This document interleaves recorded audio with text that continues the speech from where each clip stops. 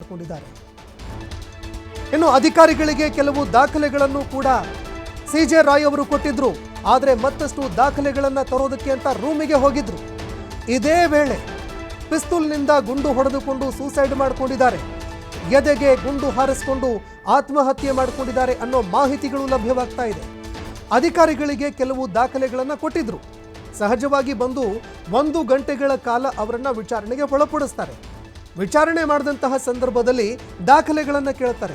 ಇಷ್ಟು ನಿಮ್ಮ ವಿರುದ್ಧ ಅಕ್ರಮ ಸಂಪತ್ತಿಗೆ ಸಂಬಂಧಪಟ್ಟಂತೆ ನಮಗೆ ಇಲ್ಲಿ ಪ್ರಕರಣ ದಾಖಲಾಗಿದೆ, ನಮಗೆ ಮಾಹಿತಿಗಳು ಬಂದಿದ್ದಾವೆ, ಹೀಗಾಗಿ ಇದಕ್ಕೆ ಸಂಬಂಧಪಟ್ಟಂತೆ ದಾಖಲೆಗಳೇನಿದ್ದಾವೆ ನಿಮ್ಮ ಬಳಿಯಲ್ಲಿ, ದಾಖಲೆಗಳನ್ನು ಕೊಡಿ ಅಂತ ಕೇಳಿದ್ದಾರೆ ಅಧಿಕಾರಿಗಳು.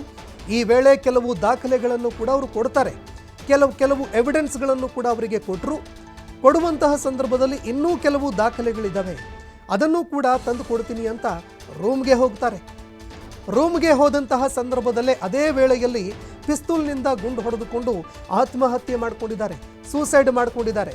ಎದೆಗೆ ಗುಂಡು ಹಾರಿಸ್ಕೊಂಡ್ರು ಅನ್ನೋ ಮಾಹಿತಿಗಳು ಲಭ್ಯವಾಗ್ತಾ ಇದೆ. ಎದೆಗೆ ಗುಂಡು ಹಾರಿಸ್ಕೊಂಡು ಆತ್ಮಹತ್ಯೆ ಮಾಡಿಕೊಂಡಿದ್ದಾರೆ ಅನ್ನೋ ಮಾಹಿತಿ ಇದೆ. ಆದರೆ ತಕ್ಷಣ ಈ ವಿಚಾರ IT ಅಧಿಕಾರಿಗಳಿಗೆ ಗೊತ್ತಾಗ್ಲಿಲ್ವಾ?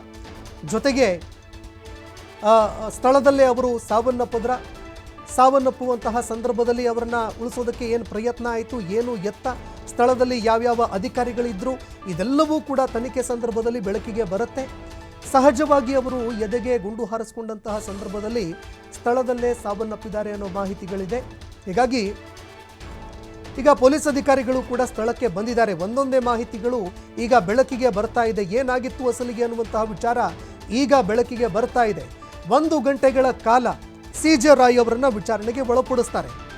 1 ಗಂಟೆಗಳ ಕಾಲ ಅವರನ್ನ ಪ್ರಶ್ನೆ ಮಾಡಿದಂತಹ ಸಂದರ್ಭದಲ್ಲಿ ಅವರು ಕೂಡ ಏನೇನೆಲ್ಲ ಪ್ರಶ್ನೆಗಳನ್ನ ಕೇಳಿದ್ರು, ಪ್ರಶ್ನೆಗಳಿಗೆ ಉತ್ತರ ಕೊಟ್ಟರು.